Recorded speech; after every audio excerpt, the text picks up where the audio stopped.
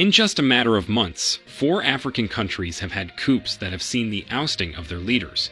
Leaders they claim are puppets placed by France, so they can do whatever they want with the country and their resources. One may think they are wrong, but the fact that this got France angry and threatens to retaliate sends a message of what is really happening. France has threatened to wage an attack on Niger, who just had a military coup, and says the military leaders are a threat to their interest. They just displaced over 1,000 French troops from Mali to the capital city of Niger. But why is France so worried? What interest are they protecting? Well, if you haven't been current, let me bring you up to speed. Niger military leaders just placed a ban on the export of uranium and gold, especially to France. Uranium is a major mineral needed by France in its nuclear power plants. Uranium from Niger powers over 1/3 of homes in France, yet over 85% of Niger doesn't know what electricity is. Isn't that unfair? I mean, it is only fair if France helped in developing places and make them enjoy even a piece of their uranium. As a matter of fact, it is not just France. 25% of uranium entering the European Union comes from Niger. It is only logical that one day people will come to the realization that they are being cheated. And they just did. But France has decided they won't let it slide. France says it will do everything to protect its interest in Niger. It will be important to note that the USA also has a military base in Niger, and also you can remember it is a NATO member too. And you know, whenever any NATO country is at war, other NATO member countries come to help. This is exactly what is about to happen. The military leaders of Niger's neighboring countries notice the pattern and decide to back Niger.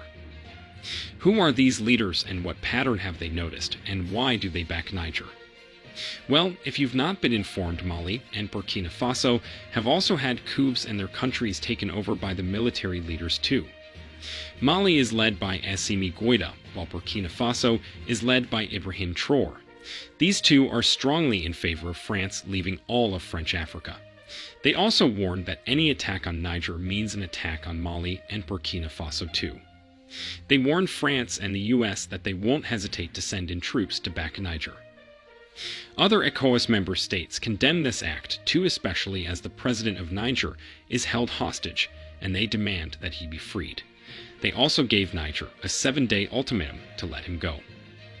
As a matter of fact, Nigeria has closed its borders and stopped all trade with Niger. The economy between Nigeria and Niger has slowed as a result of this, and the people of Niger suffer already as the country's economy heavily depended on Nigeria. The concern of Mali and Burkina Faso is that they see this as the same thing that happened to Libya. The fight starts with one NATO member, and at the end of the day, the country is at war with many NATO members. Can you see the similarity? Libya is in bad shape today because of its richness in oil. Congo is in constant conflict because it is so rich in natural resources and only one person is benefiting from this. France. Today, Niger bans the export of its natural resource and tit becomes a threat to France's interest. What do you think about this? Do you think Niger should continue trading with France for peace to reign? Do you think Burkina Faso and Mali should send in troops to defend Niger?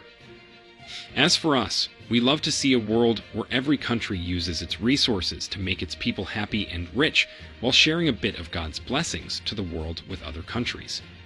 Niger is the second poorest country in the world, and this isn't fair. They have what it takes to make them rich and comfortable. It is only fair if they got a share of that. Let us know what you think about this situation in the comment section.